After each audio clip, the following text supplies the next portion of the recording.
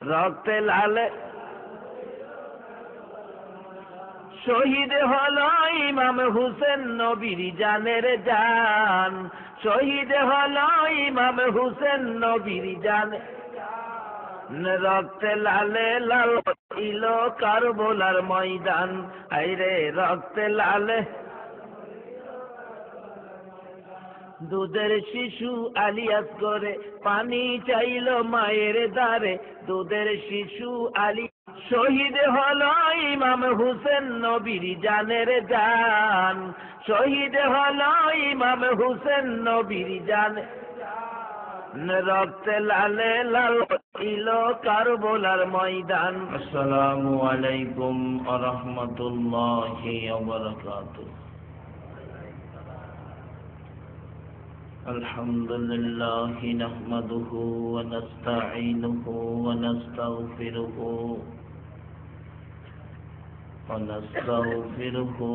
ونؤمن به ونتوكل عليه ونعوذ بالله من شرور أنفسنا ومن سيئات أعمالنا، من يهده الله فلا مضل له ومن يضلله فلا هادي له، ونشهد أن لا إله إلا الله وحده لا شريك له، ونشهد أن عبده ورسوله. فقد قال الله تعالى في كلامه المجيد والفرقانه الحميد: أعوذ بالله من الشيطان الرجيم، بسم الله الرحمن الرحيم. وما أرسلناك إلا رحمة للعالمين. قال الله تعالى: كنتم خير أمة أخرجت للناس. الآخر. قال الله تعالى: يا أيها الذين آمنوا ادخلوا في السلم كافة. قال الله تعالى: ولا تقولوا لمن يقتل في سبيل الله أموات. قال رسول الله صلى الله عليه وسلم: كفى بالموت وعيدا. قال رسول الله صلى الله عليه وسلم: الدنيا مزرعة الآخرة. قال الله تعالى في شان حبيبه صلى الله عليه وسلم: إن الله وملائكته يصلون على النبي يا أيها الذين آمنوا صلوا عليه وسلموا تسليما. اللهم صل سيدنا مولانا محمد وعلى آل سيدنا مولانا محمد اللهم صل سيدنا مولانا محمد وعلى آل سيدنا مولانا কবে জানি ডাকাশিবে এই বাড়ি ঘর সারিতে আপন পোশাক খুলে খুলে সাদা কাফন পরিতে আল্লাহুম্মা সাল্লি سيدنا مولانا محمد وعلى آل سيدنا مولانا لا إله إلا الله لا إله إلا الله لا إله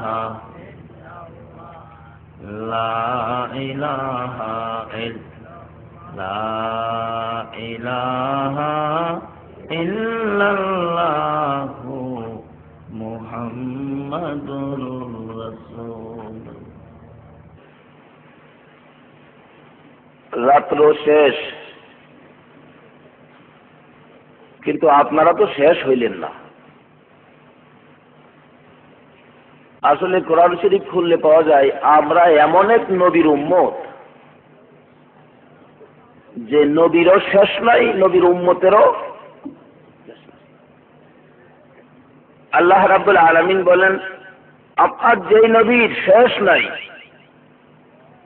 নবী যদিও দুনিয়ায় নাই, কি বলেন, নবীর প্রেম নিয়ে, নবীর কথা নিয়ে, নবীর আচার আচরণ নিয়ে সারা দুনিয়ার মানুষ পাগল হয়েছে কিনা কোন? অন্যান্য নবীরা দুনিয়াতে আসছে, কাজ দেখাইছে, মানুষ পাগল হয়েছে। নবী দুনিয়াতে বিদায়, পাগল শেষ।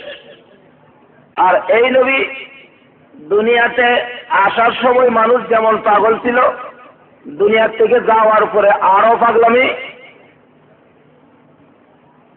আজকে আপনারা নবী নাই, তারপরও বসে আছেন, কি বলেন, এটা কার প্রেমে বসে আছেন? নবীর প্রেমে। এটা কোন প্রেম? এই প্রেম যদি কারো অন্তরে থাকে তাদেরকে আর কেউ নিতে পারে না। কি বলেন, আজকে আপনারা এখানে বসে রয়েছেন, কেউ কি রশি দিয়া বাইন্ধা রাখছে? কিন্তু আসলে আমরা বান্দা। যদি বান্দা না হয় তাহলে আপনারা জানগা দিহি, তারা বাড়ি যাবেন, জানগা বাড়ি যাওয়ার ঘোষণা দিলাম, অথচ আপনারা সকলে ছোটা। কি বলেন, ছোটা না? কেউ তো বাড়ি গেলেন না। আসলে এমন একটা রশির বান্দা, যে রশির বান্দা থাকলে আর বাড়ি যাইতে পারে না। এই রশিটা হলো মহব্বত, প্রেমের রশি, ভালোবাসার রশি। একবার জোরে বলুন আলহামদুলিল্লাহ। যারা এই রাত্র নয়, প্রয়োজনে জীবনটা দিতেও, কি বলেন, নবীকে পাওয়ার জন্য, মাওলাকে খুশি করার জন্য জীবন দিতে রাজি আছেন কে কে? কেনাকাটা রাজি? আপনার রাজি আছেন? এই তাহলে আমার দুর্বল করা এই হাতগুলি সহ এই পুরা মাহফিলের ভিডিও ক্যামেরা করে সোনার মদিনা নবী পাকের দরবারে পৌঁছে দেওয়া হবে। নবী পাক দেখতেছে আমার উম্মতেরা আমার জন্য, আমারে দেখে নাই, তার পরোটা রাজি, আর আমারও পাইলে হেরা জানি কি করত।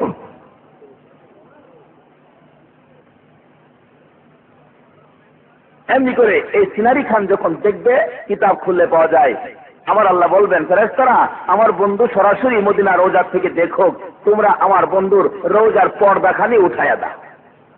ফেরেশতারা পর্দা উঠাইয়া দিলে আমার নবী সোনার মদিনায় আর শুয়ে থাকে না, উইটা উইটা উইটা উইটা বসতে থাকে, বৈশা দুইটা চোখের পানি ছাড়তে থাকে, আর বলতে থাকে, ও আমার আল্লাহ, এই উম্মতের জন্যই তো আমি উহুদের জমিনে দাঁত ভাঙছিলাম, যে আমার জন্য সারা রাত বলিছে, প্রভু গো আমি নবীর মায়া লাগবে, আমার দয়া লাগবে গো, ও আল্লাহ আমি দোয়া করতেছি আমার এই উম্মতগুলিকে তুমি মাফ করে দাও। আল্লাহ বলেন বন্ধু গো এই কথাটা লাগি তো তোমার আমি দেখাইছি তোমার উম্মতেরা যে এখনো বাংলার জমিনে কি করতে।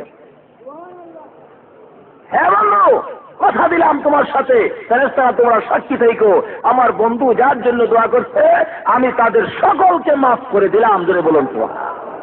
নবীর উম্মতকে জাহান্নামে নেওয়ার শক্তি কোনো ফেরেশতার নাই, কারণ আমার আল্লাহর সাথে নবীজির গোপন চুক্তি হয়েছে।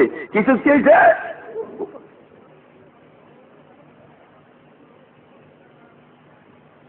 গোপন চুক্তির কিতাব খুলে দেখুন কেমন গোপন চুক্তি হয়েছে।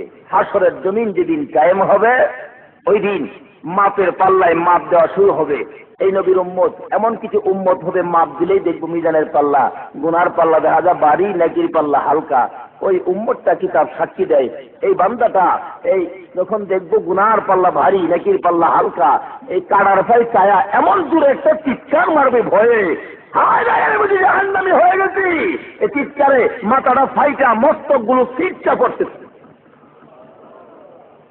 ফেরেশতারা ডাকবে কান্দিস না, আর কাঁদলে লাভ হবে না।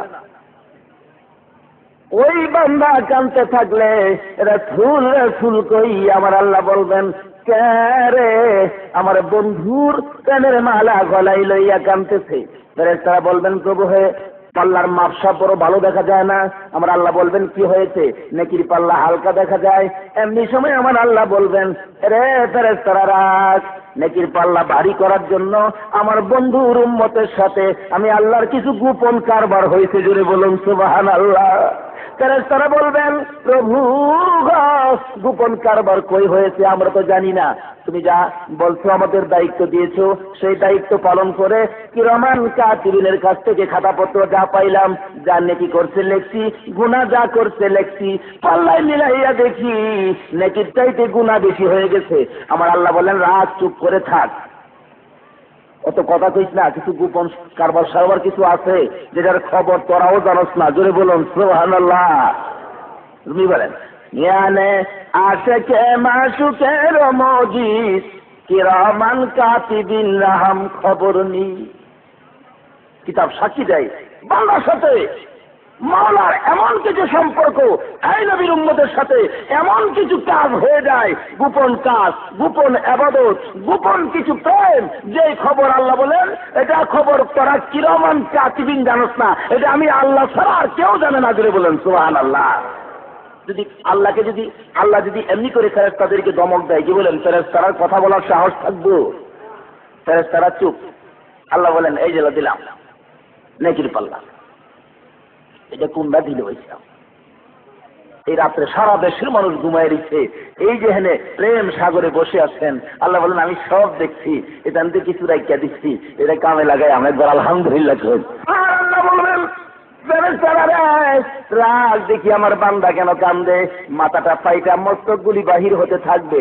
আমার আল্লাহ বলবেন দাঁড়াও আমি দেখি আমার বান্দা কেন কান্দে। ফেরেশতারা বলবেন নেকির পাল্লা হালকা হয়ে গেছে। আমার আল্লাহ গোপন কিছু সংগ্রহ, গোপন কিছু ইবাদত নেকির পাল্লায় ছেড়ে দিলে আল্লাহ যার পক্ষে গেছে, কি বলেন আল্লাহ যার পক্ষে গেছে তার আর বয়াসে আসল বইতে দাও। আল্লাহ কিছু জিনিস দেওয়া মাত্র নেকির পাল্লা এত বাড়ি হবে গো, সাত আসমান সাত জমিন যদি গুনার পাল্লায় তুলে দেওয়া হয় তবু এই নেকির পাল্লার সাথে ওজনে খোলাবে না।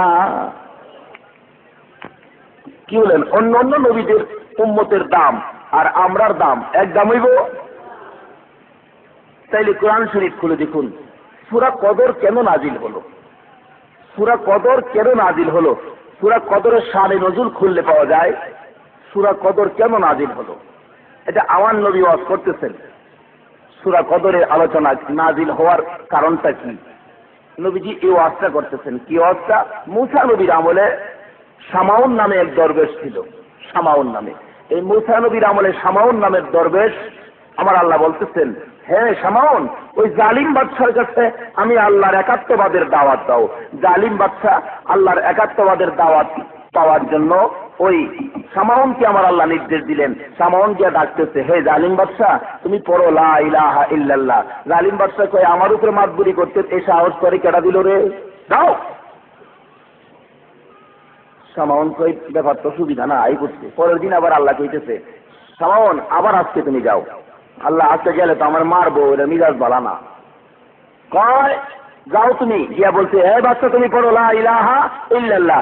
শামাউন এই কথা বললে বাচ্চা স্বর গলত ফলাই দেয়, বাইর গেছে গা। পরের দিন আবার আল্লাহ কয়, শামাউন তুমি বলো লা ইলাহা ইল্লাল্লাহ।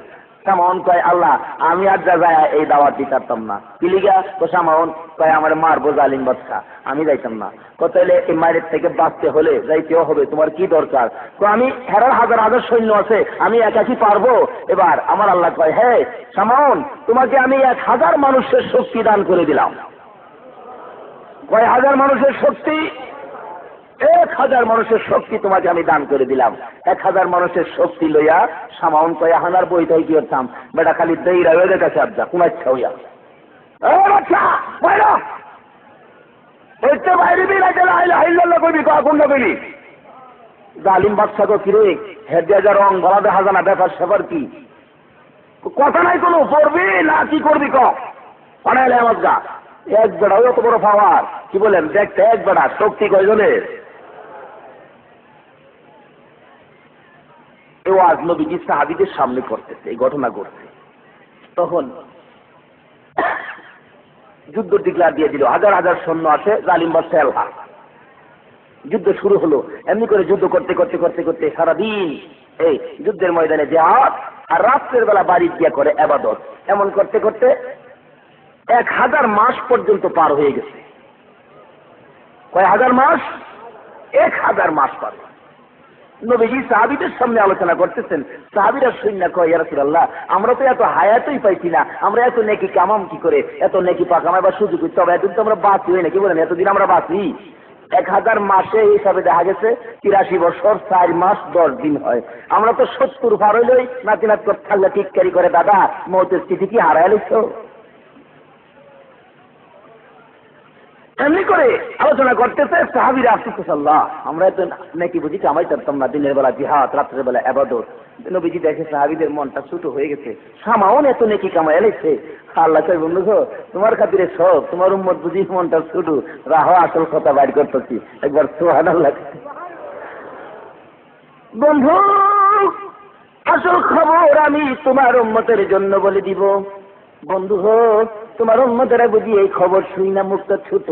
হুজুর ডাকতেছি, ইয়া রাসূলুল্লাহ এত হায়াত আমরা পাইলে আমরা তো এই পরিমাণ নাকি কামাই করতাম।